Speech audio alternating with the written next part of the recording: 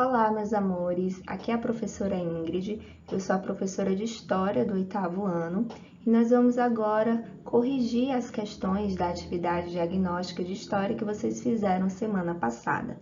Junto com a correção, nós vamos relembrar, fazer um breve resumo de alguns assuntos que vocês viram no 7º ano, ok? Então, vamos lá. Primeira questão. Leia o texto. Deus chama cada um para uma vocação particular, cujo objetivo é a glorificação dele mesmo. O comerciante que busca o lucro pelas qualidades que o sucesso econômico exige. O trabalho, a sobriedade, a ordem, responde também ao chamado de Deus, santificando de seu lado o mundo pelo esforço e sua ação é santa. O trecho é uma pregação de um dos principais líderes da Reforma Protestante do século XVI. Quem é esse líder? Gente, o que foi a Reforma Protestante, né?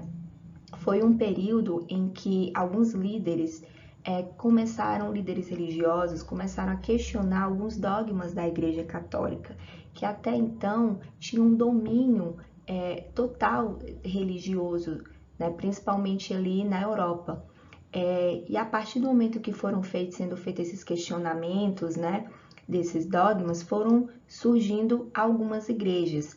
E essas igrejas foram quais? Primeiro, a Igreja Luterana, liderada por Martim Lutero,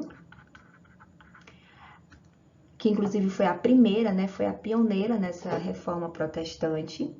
A segunda foi a Igreja Calvinista, liderada por João Calvino.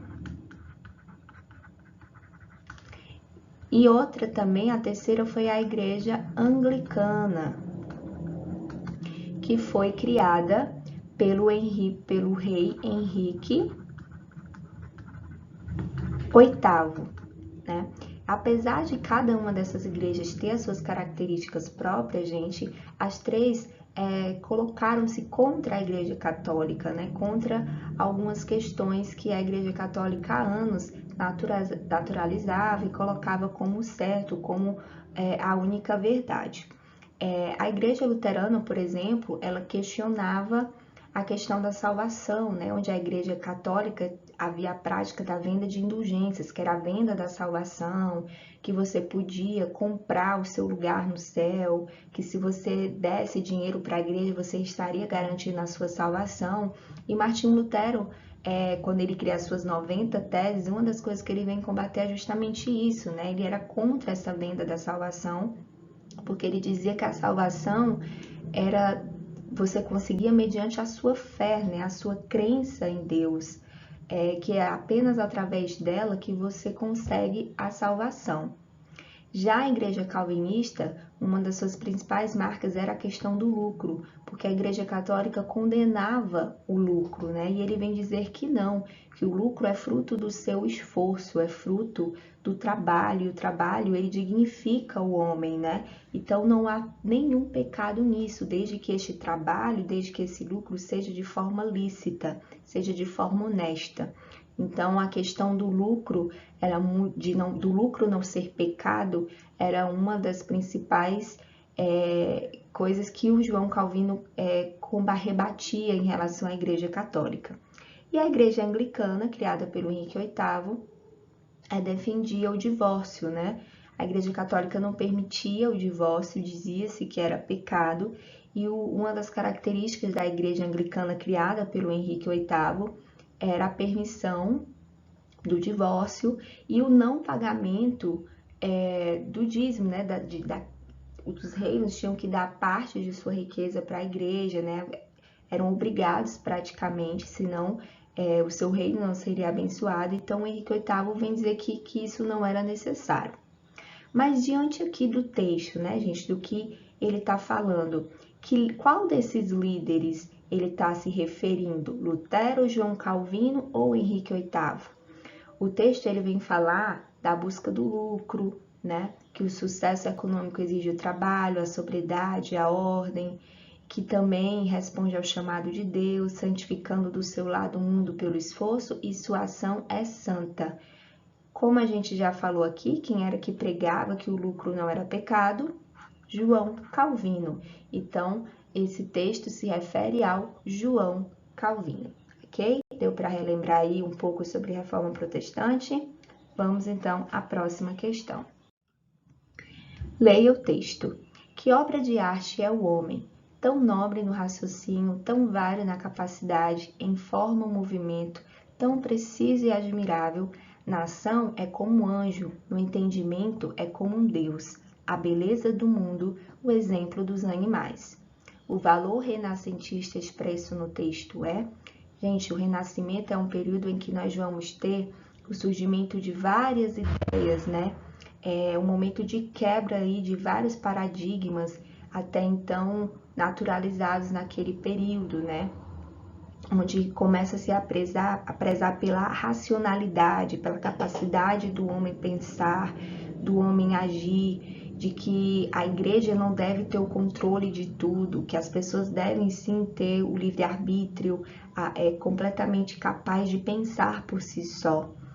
E dentre os vários valores renascentistas, que é o individualismo, o racionalismo, nós vamos ter o antropocentrismo, que é justamente sobre o que o texto está se referindo, né? Que é a exaltação da figura humana, do raciocínio do homem, então, que era um dos valores renascentistas, o antropocentrismo, ok? O individualismo também é um valor renascentista, o hedonismo também é um valor renascentista, mas aqui quando ele fala dessa exaltação da figura humana, né, do entendimento, do quanto do seu raciocínio, ele está se referindo ao antropocentrismo, ok? Próxima questão. A base da teologia de Martinho Lutero reside na ideia da completa indignidade do homem, cujas vontades estão sempre escravizadas ao pecado. A vontade de Deus permanece sempre eterna e insondável, e o homem jamais pode esperar salvar-se por seus próprios esforços. Para Lutero, alguns homens estão predestinados à salvação e outros à condenação eterna. O essencial de sua doutrina é que a salvação se dá pela fé na justiça, graça e misericórdias divinas. Segundo o texto, quais eram as ideias de Lutero sobre a salvação? Então, gente, a primeira coisa é que a salvação, ela não pode ser comprada, né? E isso era uma coisa que a igreja fazia, né? Vendia pedaços da cruz, pedaços de madeira, dizendo que era a cruz de Jesus Cristo, né? Enfim, agindo ali de má fé. Então, a primeira coisa que a gente pode perceber aqui no texto é que a salvação ela não pode ser comprada. Então, se você não pode comprar, como é que você consegue essa salvação, né, gente? Ela é conquistada mediante a fé. Então, aqui ele coloca: a salvação se dá pela fé na justiça, graça e misericórdia divina, ou seja, é a partir da sua crença, da fé que você tem em Deus, de que Jesus é o seu Salvador, é que você consegue a salvação, ok? Próxima questão. O poder da civilização maia era realizado por um representante chamado de Tlaloc, que era visto pelos maias como representante dos deuses na Terra. O Tlaloc concentrava o poder para as funções civis, religiosas e militares dos maias. Essa forma de governo é conhecida como... Aqui, saindo agora da Reforma Protestante, gente, estamos falando de algumas civilizações chamadas civilizações pré-colombianas, né? Que foram as primeiras civilizações antigas da América. E entre essas civilizações pré-colombianas, nós vamos ter povos como os maias, que é o que a questão se refere, os astecas e os incas. Mas como a questão está falando sobre os maias, vamos nos deter a ele. Ele está falando aqui do seu representante, né? O Tlaloc, que era como se fosse o rei, o imperador. Ele tinha nas mãos o poder das funções civis, religiosas e militares, ou seja, ele tanto tem o poder político quanto ele tem o poder religioso. Ele não só manda naquele território, mas ele também é adorado, né? Ele é visto como um deus. E quando a gente tem nas mãos de uma só pessoa o poder político e o poder religioso, a gente tem uma teocracia. É um governo da base da teocracia. Ele não só tem o poder político, mas ele também tem o poder religioso, ok? Próxima questão. No período da expansão marítima, duas cidades italianas saíram na frente do comércio de especiarias e passaram a monopolizar o comércio pelo mar Mediterrâneo. Quais são? Gente, o período da expansão marítima foi o período onde as pessoas foram descobrir novos territórios para expandir o seu comércio, né? Inclusive, o país pioneiro da expansão marítima foi Portugal, pela sua posição geográfica favorável, né? Era próximo ao mar, pelos instrumentos tecnológicos marítimos, né? Eles tinham conhecimento da bússola.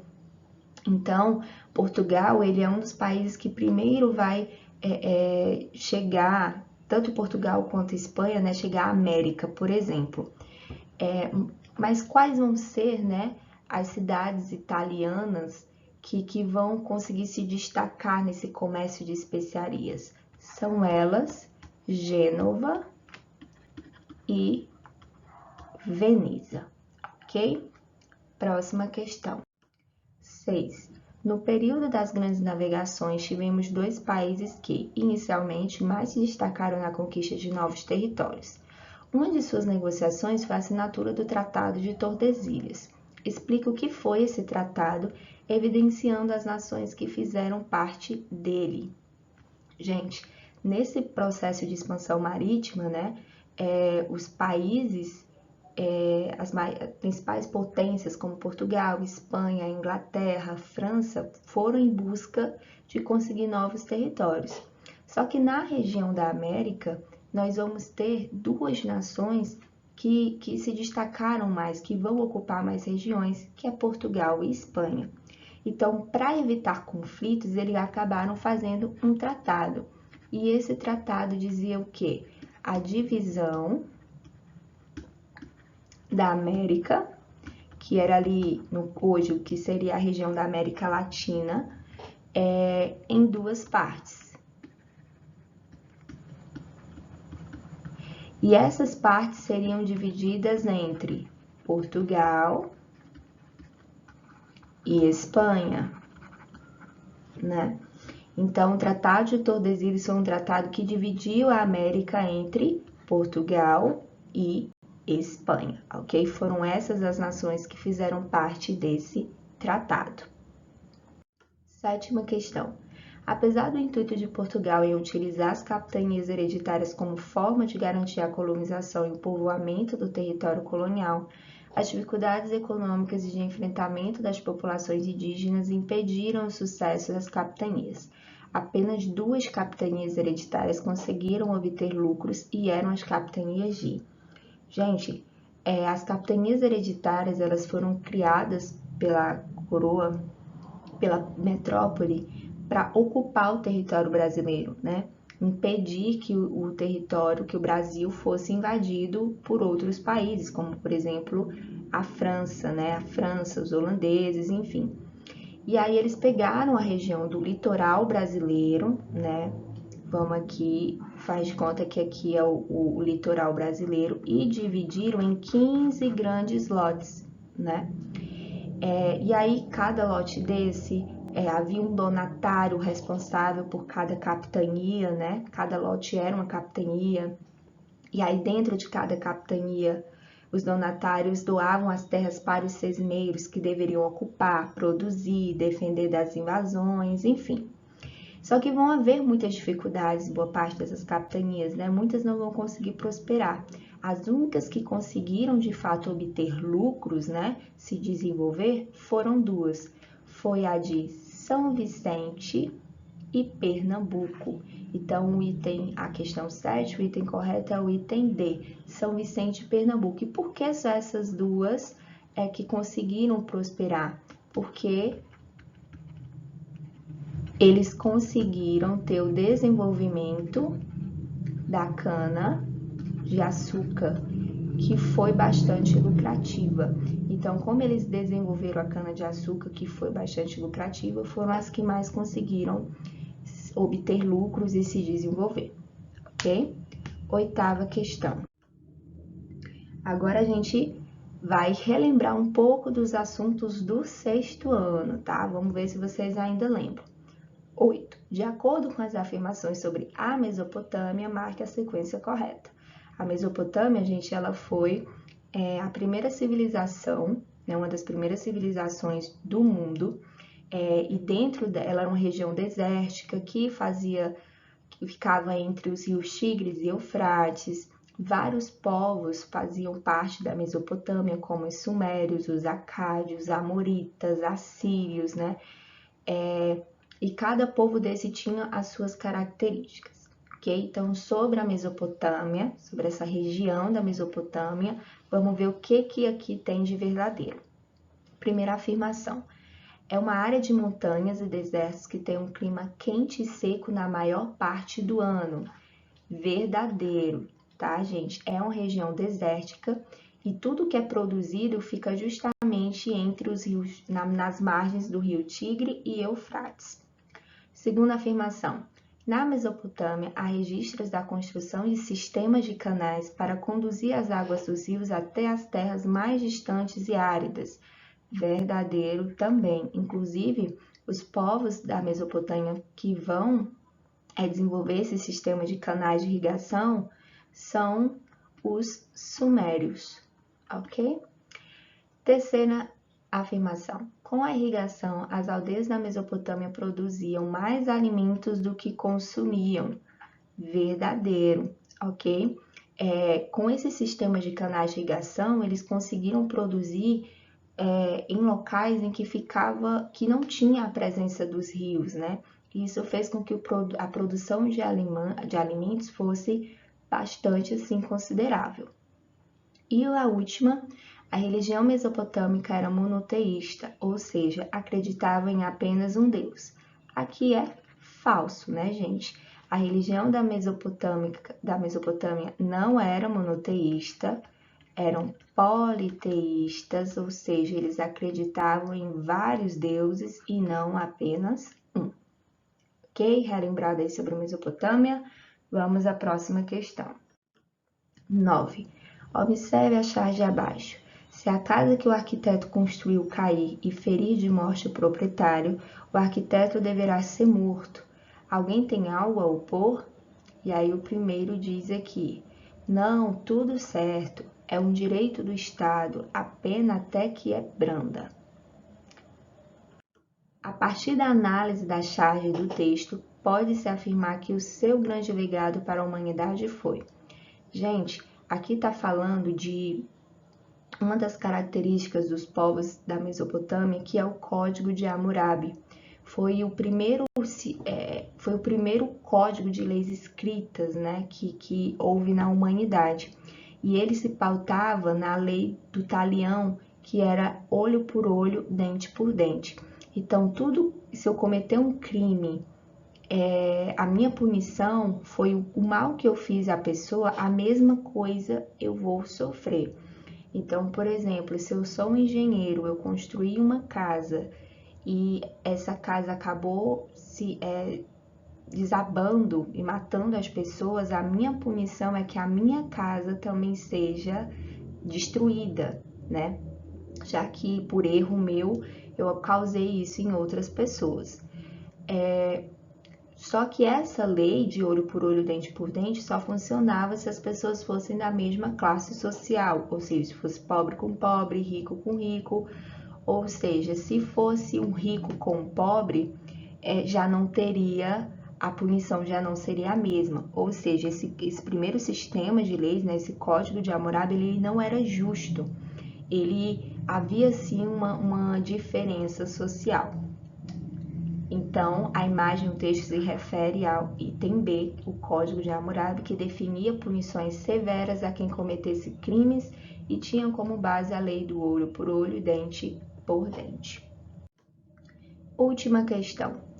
Com base na imagem abaixo e nos seus conhecimentos, podemos afirmar que eram características da sociedade do Egito Antigo. Gente, o Egito foi uma outra civilização antiga, né, uma das primeiras, e uma das características do Egito era a sua sociedade estamental. O que é uma sociedade estamental, gente? É uma sociedade que é dividida através de uma hierarquia, né? Um está sobre o outro. Então, aqui no topo da pirâmide, nós temos o faraó, que está acima dos nobres sacerdotes, acima dos soldados, dos escribas, que tinham domínio da escrita, e assim sucessivamente, até chegar na base da pirâmide, que estavam os escravos, né? Então, quanto maior for a base da pirâmide, maior é a quantidade daquelas pessoas que fazem parte da sociedade. Então, quando se falar em pirâmide, em falar em sociedade estamental, lembre que é uma sociedade dividida em estados, que é uma sociedade hierárquica, logo desigual, ok? E sobre essa sociedade egípcia, gente, o que a gente pode afirmar, né, sobre essa imagem? Que o item C é o verdadeiro, a autoridade máxima reconhecida era o rei ou faraó. A sociedade também era composta por sacerdotes, funcionários do Estado, burocratas e militares, camponeses e escravos, ok? Gente, é isso. Espero que vocês tenham conseguido relembrar alguns assuntos estudados em séries anteriores. Obrigada pela atenção e até a próxima.